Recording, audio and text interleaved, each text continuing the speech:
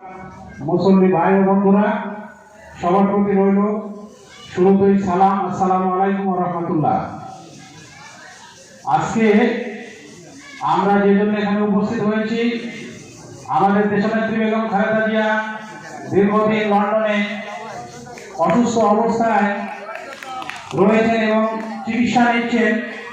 তারই আশু রোগ মুক্তি কামনার জন্য আজকের এই দোয়া মাহফিল থেকে আমরা সবাই মনে প্রাণে দোয়া করি আল্লাহ রাব্বুল আলামিন দ্রুত সুস্থ করে আমাদের দেশনেত্রী বেগম খালেদা জিয়াকে বাংলার মাটিতে ফিরিয়ে আনবেন এবং আগামী দিনে এই রাষ্ট্র পরিচালনার দায়িত্ব আবারও তার উপরে অর্পিত হবে, এই আশাবাদ ব্যক্ত করছি।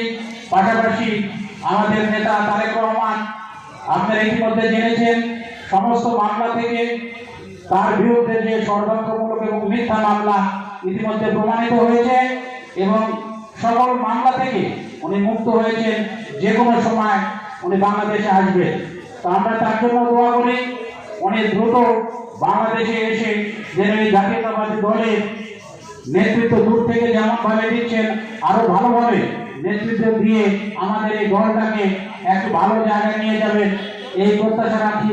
পাশাপাশি অনেক বক্তা বলে গেছেন, আজকে আমরা ক্ষমতায় আসিনি, কিন্তু আমাদের অনেক নেতাকর্মী ভাইয়ের এত উচ্ছ্বসিত ভাব এবং এমন কিছু কর্মকাণ্ড আমরা করছি যেন ক্ষমতার চাইতেও অনেক বেশি কিছু আমরা পেয়েছি।